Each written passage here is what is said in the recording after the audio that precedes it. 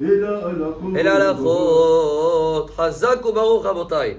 Besorot Tovot, on est aujourd'hui le 12e jour du 12e mois. En hébreu, Adar, c'est le dernier mois de l'année parce que Nissan, c'est le premier. Alors, c'est vrai que 12 et 12 égale 24. Et il y en a qui essayent toujours de donner à Dieu 24 heures, comme on le fait minimum une fois par semaine. C'est Shabbat qui dure 24, 25 heures. Mais demain, il y a un jeûne qui dure la moitié, justement. Pas 24 heures, 12, 13 heures. C'est le jeûne d'Esther.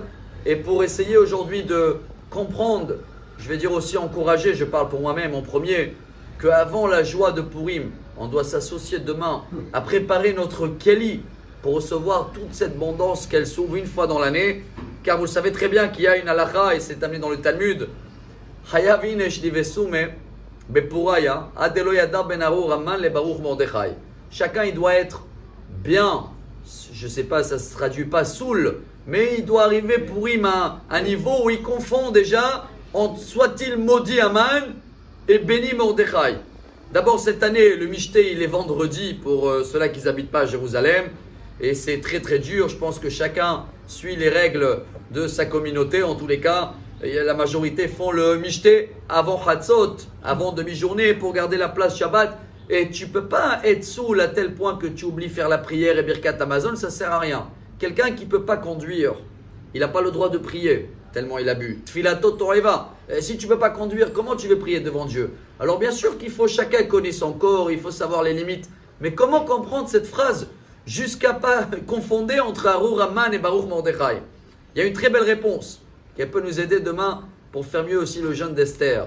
C'est une réponse chassidique. Vous savez qu'à Purim, il y a une halakha également. Kol hapochet yad notnim lo. Chacun qui tend la main, on le donne.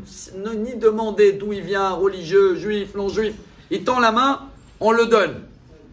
Alors il y a des gens qui ont toute la journée à Purim, ils n'arrêtent pas de donner parce qu'ils ne peuvent pas refuser.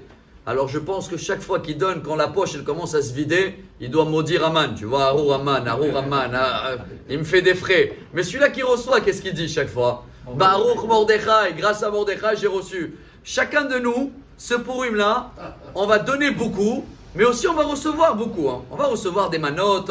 Je ne sais même pas si on sait qu'est-ce qu'on fait plus, ce Purim. Plus on donne ou plus on prend. Donc voilà, sur 24 heures, il y a 12 et 12. 12, il faut donner, 12, il faut prendre.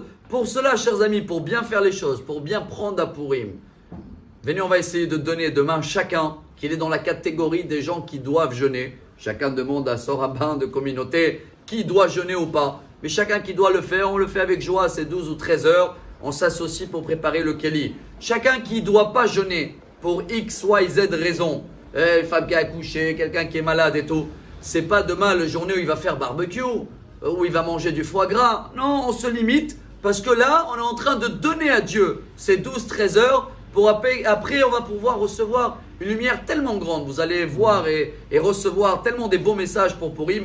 Alors comme ça, Bezrat Hashem, on s'investit, on donne, on sera toujours, on va bénir Mordechai et on va remercier aussi Hashem pour une excellente journée et bon jeûne pour demain à tout le monde. Chacun vérifie les horaires où il est. Besorot Tovot. Amar Rabbi Elazar.